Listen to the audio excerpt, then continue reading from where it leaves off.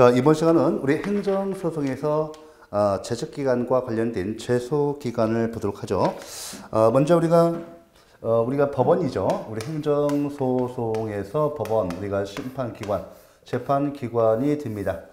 여기 이제 우리가 당해행정청, 처분청이 있고 상대방 갑이 있죠. 자, 보시면 여기서 이제 위법한,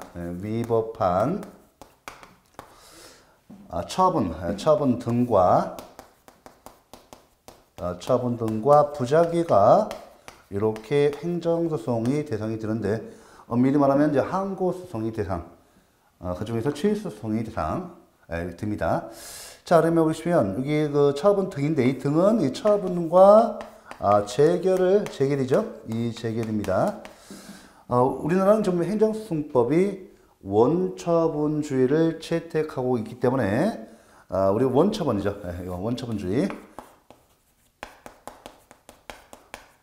요걸 통해서 자, 원처분주의를 취하고 있으니까 원칙적으로 우리 항고소송의 대상은 이 처분이어야 돼요.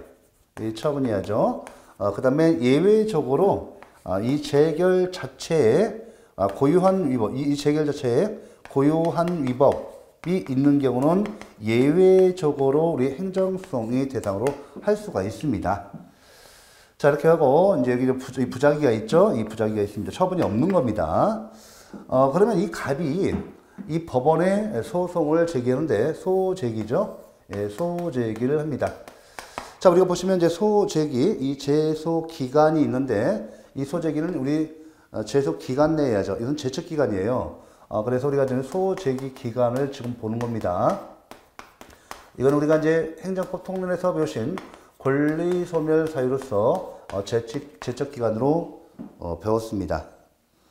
자, 그러면 우리가 이제 여기 됐죠? 예, 뭐 의의를 좀 보시고 여러분들 특히 이제 여기 그 우리 제소기간 같은 경우, 자, 우리가 뒤에서 바로 요건 심리를 배웁니다. 우리가 이제 그 심리 이 내용으로서 요건 심리와 권한 심리가 있는데, 이 요건 심리가 바로 이 소제기 요건에 관한 심리예요. 그래서 소제기 요건은 이게 직권 조사사항입니다. 우리 법원이 직권조사사항이에요. 그럼 우리가 상식적으로 직권조사사항인데 법원이 이 제소기간이 자, 만약 경과됐을 때는 어떡하죠? 소제기 요건입니까? 소제기 요건, 소송 요건을 갖다가 심리했더니 이 기간이 경과됐다. 그럼 바로 이제 부적법 각하 판결하게 됩니다. 이렇게 돼요. 그 다음에 우리가 번안심리 같은 경우는 어때요? 번안심리 같은 경우는 청구의 타당성 유무죠. 청구 이유가 있으면 청구 인용 판결을 해줄 것이고, 청구 이유가 없으면 기각 판결을 해줄 겁니다. 또 사정 판결도 있고요. 이렇게 있는데, 일단은 지금 제소 기간에서 첫 번째 정리할 것은 여러분들 니은번에 법원의 직권조사 사항에 해당된다 이렇게 되겠죠. 자, 그래서 이제 부적법 각하 판결까지 있습니다. 여러분들 다시 한번 우리가 계속 앞에서도 이제 말씀드렸는데, 요건 심리가 번안 심리에 반드시 선행하는 것은 아니에요. 그래서 일단 요건 심리 결과 이게 적법한 그 소제기다라고 판단되면 번안 심리로 넘어갑니다. 번안 심리로 넘어가는데, 이 번안 심리 이 과정 중에서 이 소송 요건의 흠결을 발견하면 그 역시로 부적법 각하 판결로 해야지, 청구의 타당성 의무에 따른 청구 이유가 없는 청구 기각 판결을 하면 안 된다는 것이죠.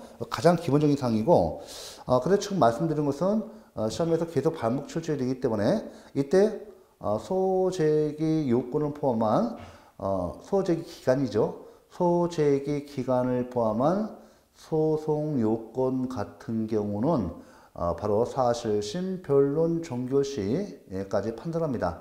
사실심, 변론, 종결시까지 판단하는데, 이 사실심, 변론, 종결 이전에 이렇게 소송 요건이 흠결을 발견하면 부적법 각하 판결을 한다. 이건 직권조사로 하죠. 자, 이렇게 봐주셔야 돼요. 그래서 우리가 이제 그 사실심, 변론, 종결되면 바로 결심을 해요. 그래서 선고를 하게 됩니다. 그대로. 예. 자, 그래서 이제 이렇게 좀 봐주시고, 그러면 우리가 이제 특히 디귿법무 제소기간과 관련돼서, 그죠? 제소기간. 우리 하자승계에서 혹시 기억나시나요? 한 번씩 꼼꼼히 보고 있습니다. 하자승계에서 먼저 하자승계는 선행 행정행위와 후행 행정행위 간에 각각의 독립한 행위일 때는 하자 승계가 이루어지지 않습니다. 이때 선행 행정행위와 후행 행정행위 간에 하나의 법적 효과의 완성을 위한 일련의 절차일 때 하자 승계가 일어나죠. 이때 물론 선행 행정행위는 무슨 행정행위? 취소할 수 있는 행정행위 돼요. 만약에 그 무효인 행정행위, 선행 행정행위가 무효인 행정행위 같은 경우는 이것이 각각의 선행 행정행위와 후행 행정행위 간에 각각의 독립한 행위이든 하나의 법적 효과의 완성을 위한 일련의 절차이든 간에 상관없이 무조건 하자 승계가 일어납니다. 그래서 이렇게 이제 선행 행정행위가 무효인 경우는 뭐 이렇게 하자 승계를 논할 실력이 없는 거죠. 그러니까 선행 행정행위가 취소할 수 있는 행정일 때 이때 이 선행 행정행위 하자 승계의 요건으로서 세 번째 뭐가 있어요? 그죠? 이때 불가정력이 발생해야 한다. 그렇죠? 예를 들면 우리가 취소성에서는 자, 처분이 있음을 안 날로부터 90일 이내, 처분이 있었던 날로부터 1년이 경과하면 더 이상 자, 불가정력. 이 제척기간이 경과되어서 불가정력이 발생합니다. 소송을 통해서 다툴 수 없는 효력이죠. 이렇게 발생하죠. 이거 관련돼서 제소기간이 의회에서 니은번의 직권조사사항이다. 또 그 다음에 이 흠기를 쓸 때 부적과 각각한 기른다. 그 다음에 제소기간, 그죠? 그래서 하자승계에서 하자승계의 논의 전제가 된다. 이해되셨어요? 다 연결되는 겁니다. 자, 이렇게 하고. 자, 제소기간의 준수여부는 하나의 행정처분을 기준으로 한다. 이렇게 되어 있고. 자, 그럼 두 번째 동그라미 2번 뭐 나와요?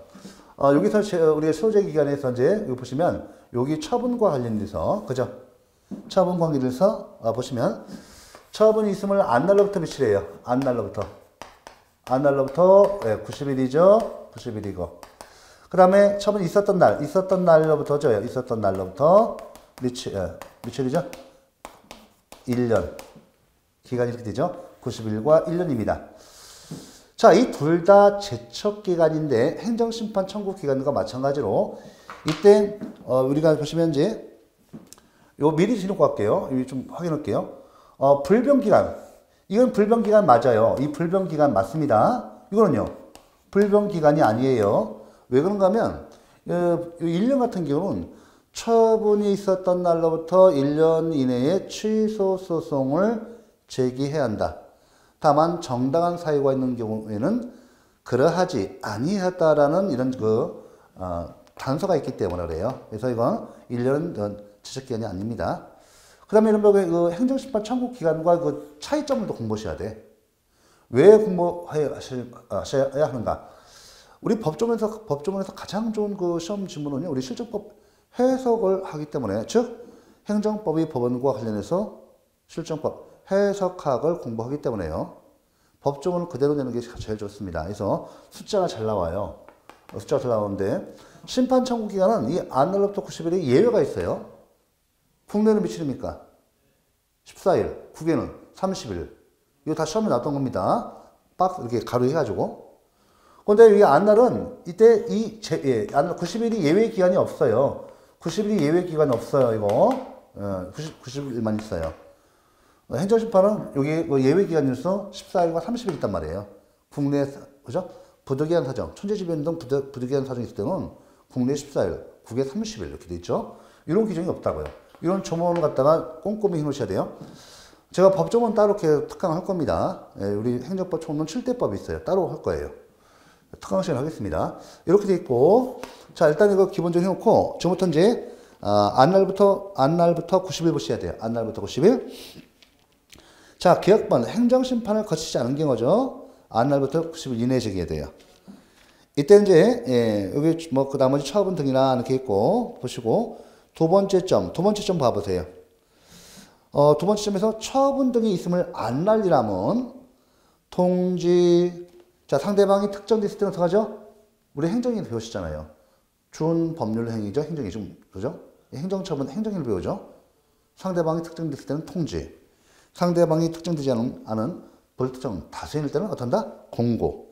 자, 통지, 공고, 기타의 방법에 의하여 당해 처분이 있었다는 사실을 자 밑줄 현실적으로 안날을 의미합니다. 추상적으로 안날 틀려요. 됐죠? 구체적으로 그 행정처분의 위법 여부를 판단하는 날을 가리키는 건 아니다. 됐죠? 그래서 현실적으로 안날 중요해요. 요거와 관련해서 중요한 것은 자 이거 안날, 이거 안날이죠? 90일이 아니라 안날이다. 안날. 이거 안날. 요거에서 예 이게 이제 그 추상적으로 안날 틀려요. 추상적으로 안날 틀립니다. 현실적으로 안날이에요. 이렇게 해서 이게 맞다는 거. 이거 바뀌면 무조건 틀립니다. 여러 번 나왔어요.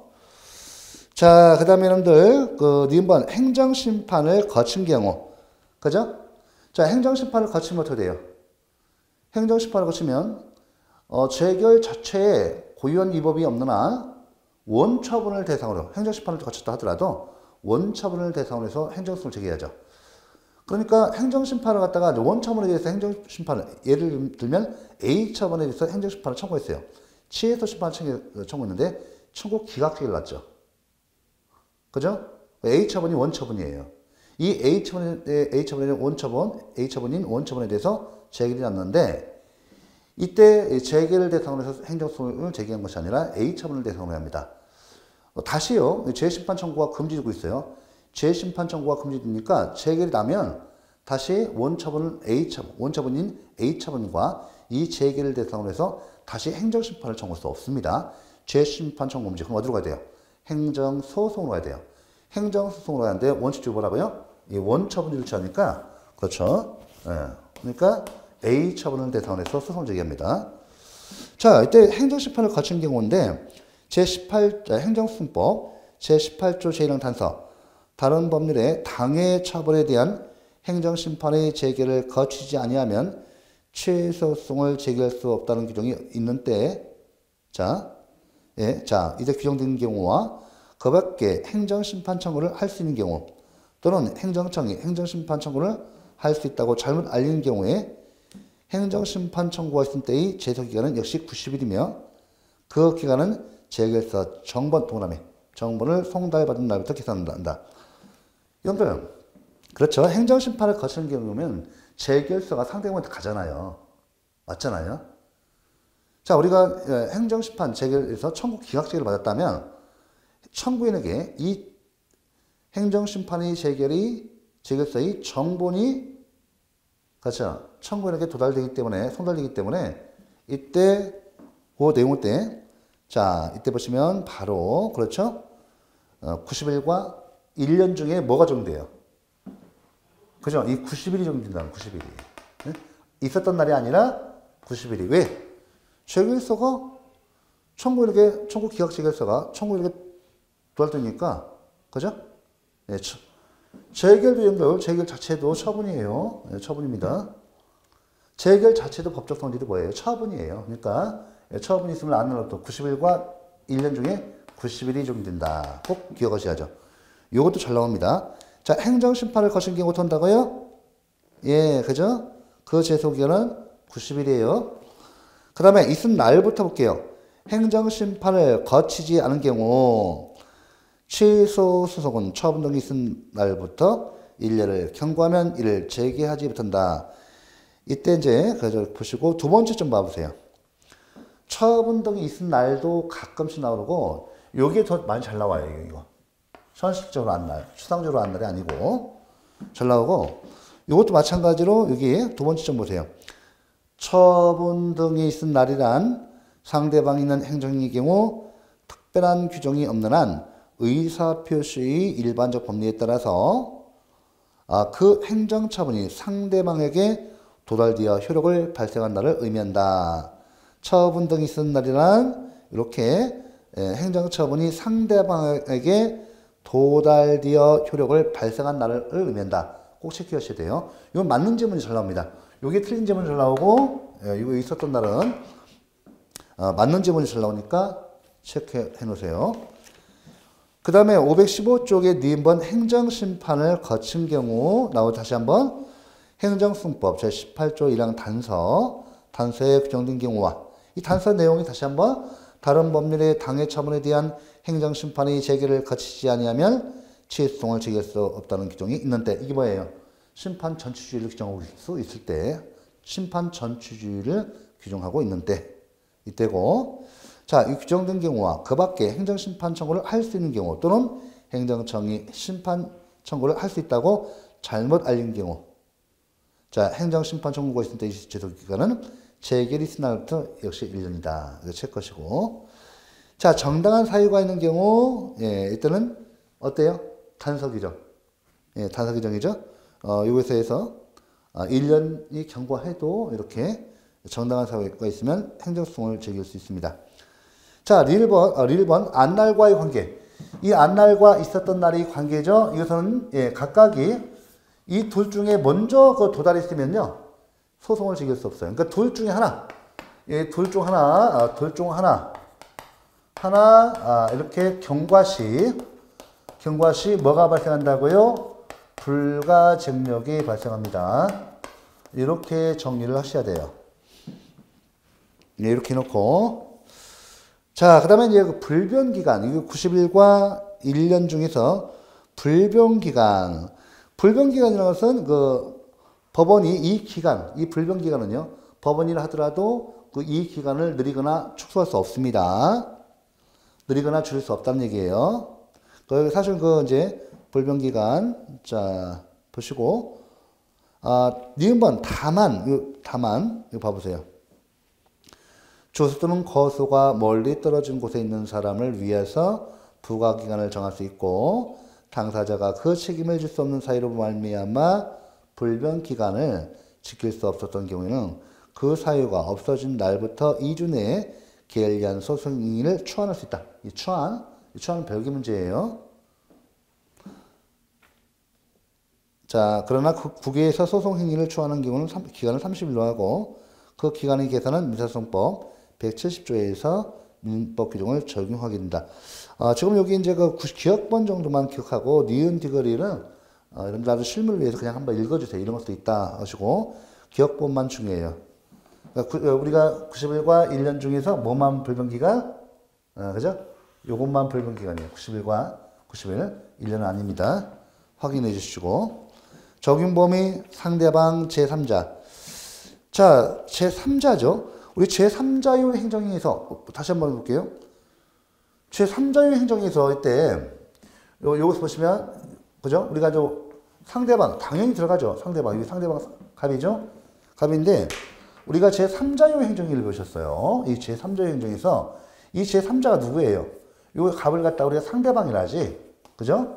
그러니까 이 제3자를 뭐라고 합니까? 그죠? 예, 이해관계인 타방. 상대방, 다른 상대방, 타자 제3자를 우리가 법률상 이해관계인이라고 해요. 이때 이 제3자는 법률상 이해관계인이어야지. 이 법률상 이해관계인이 아닌 경영상, 또 뭐 경제상 이런 사실상 이익은 안 돼요. 이 법률상 이해관계인이어서 역시 법률상 이익이 돼야 돼요. 법에 의해서 보여주는 이익이죠. 이렇게 되는 거죠. 이 제3자 행정에서 그죠? 이 제3자는 어때요? 이 제3자에게 그죠? 행정청과 상대방 갑 사이에 이 재판의 결과가 이 상대방에게 제3자에게 미치죠. 이걸 판결이 뭐라고 해요? 법원이 판결의 효력이 미치는 거 판결이 대죄의 효라고 합니다. 그래서 제3자에게 아니 다른 사람들 당사자 그죠? 원고와 피고의 소송의 결과가 미치니까 가만히 있는 사람은 억울하죠. 해서 참가인 적격도 인정해요. 거기다가 제3자 행정이야 이렇게 이쪽은 수익적 처분이고요. 이거 수익적 처분이고 이렇게 이제 심익적 효과가 이렇게 발생하면 원고 적격도 인정하죠. 제3자에게 그 뜻이에요. 예. 제3자에게 원고 적격 인정되죠. 그렇죠? 원고 적격 인정되는데 이 제3자에게는 소송 제기 기간 중에서 90일과 1년 중에서 뭐가 적용되는가? 이거 제3자의 행정에서 했고요. 사례 문제도 나옵니다. 그러면 우리가 이제 결론적으로 제3자는 LPG 충전소 설치하거나 이렇게 예를 들면 충전소 설치하거나 그죠? 설치하거나 이렇게 해버리면 수익적 효과, 침입적 효과가 발생하죠. 자, 이 상대방 갑이요. 이 인근 주민들, 인근 주민들은 이 갑에게요. 이렇게 이 갑이 지금 그 LPG 충전소 설치 허가지죠? 소재지에 있는데, 자, 이 사람이 LPG 충전소 설치 허가 신청하고 받은 지를 갖다가 제3자가 잘 알 수 있어요? 없어요? 없죠. 그래서 이 안날이 적용되잖아요. 제3자 행정에서 소재기 기간은 안날이 90일, 이거 적용 없고, 이 있었던 날이죠. 처분이 있었던 날. LPG 충전소 설치 허가가 이 상대방 갑에게 있었던 날로부터 1년 이내에 제기해야 돼요. 1년 이내에 제기해야 하는데, 이 판례입니다. 이 통설 판례예요. 있었던 날인데,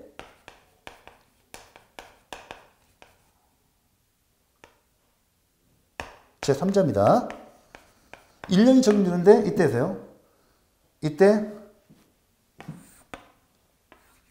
있었던 날, 처분이 있었던 날로부터 1년인데, 그 단서 규정. 90일과 1년 중에서 1년 적용되고, 다시 1년 중에서 단서. 원칙이죠. 처분이 있었던 날로부터 1년 이내에 소재기를 해야 한다.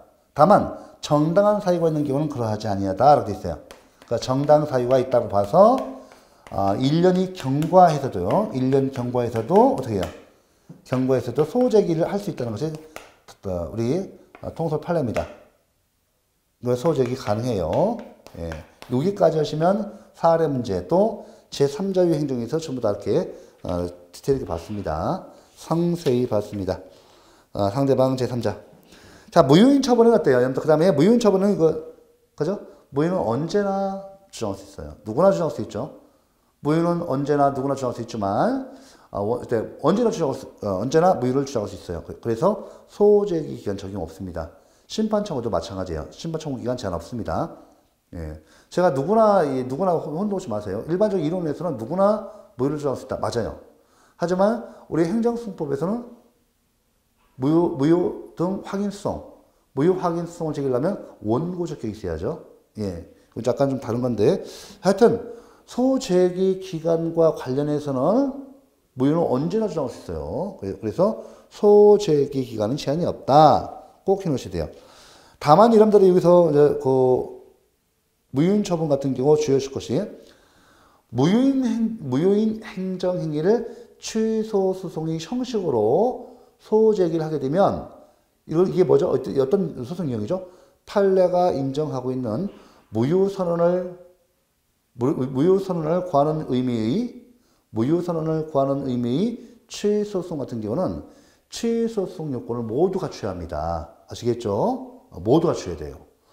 그래서 무효인 행정행위에 적용되지 않는 행정심판 전취주의라든지 소재기 기간, 행정심판 전취주의, 소재기 기간은 취소소송에서만 인정돼요. 그러니까 무효인 행정행위에서는 인정되지 않지만 이것도 취소소송 형식으로 제기하면 무효인 행정행위도 심판 전취주의, 행정심판 전취주의와 소재기 기간을 준수해야 합니다. 적용돼요. 요 내용이 고 나온 거예요.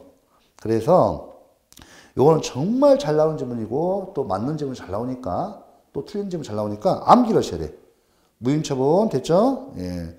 그래서 우리가 저기 이제 무효인 처분 경우 제 3자 행정이 말씀드렸죠? 그 다음에 무효인 처분도 무효 선언 구하는 의미 취소소송 이거 말씀드렸어요. 이것도 소재기 기간 그죠? 소재기 요건 모두 갖춰야 돼요. 요건 충족해야 돼요. 취소소송이죠. 특히 취소소송이 형식으로 제기하기 때문에 소재기 요건 모두 충족합니다. 그래서 행정심판 전취주의 소재기 기간 모두 준수해야 한다.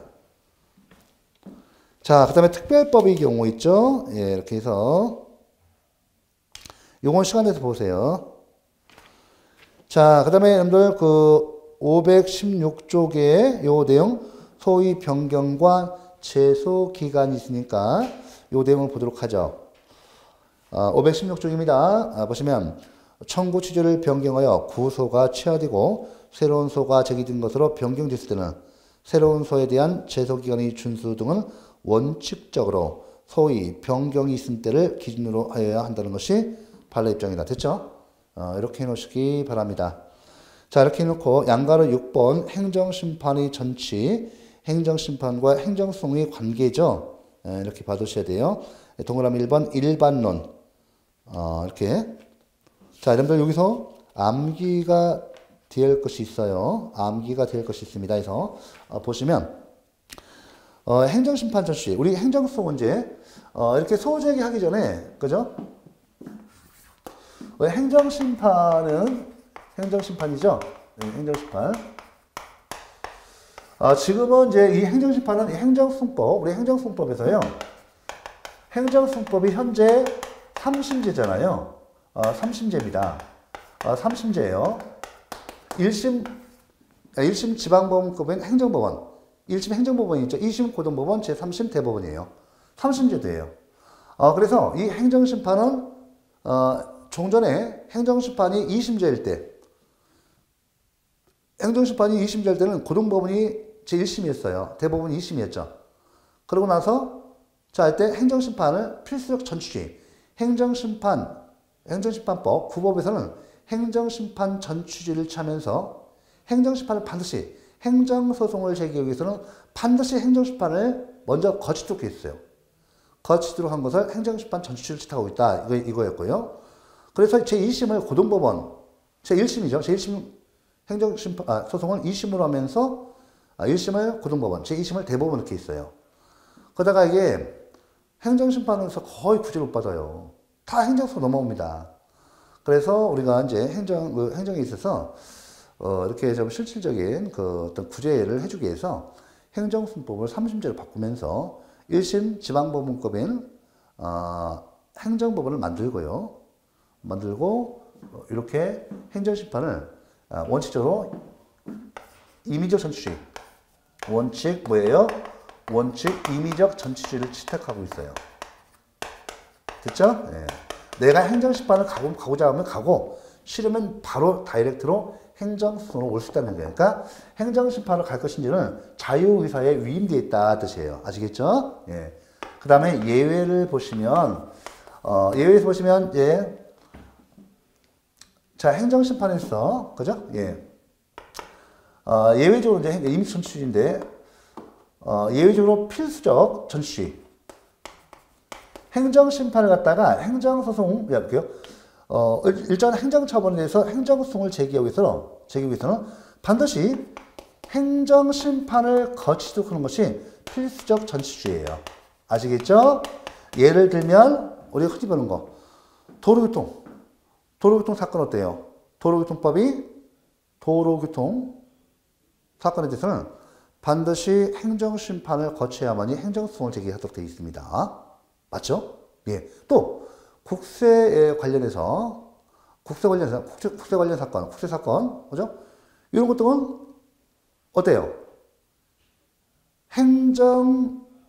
국세기본법상 심사청구나 심판청구, 국세기본법상 심사청구 또는 심판청구 이 둘 중에 하나를 반드시 거쳐야만이 행정소송을 제기할 수가 있어요.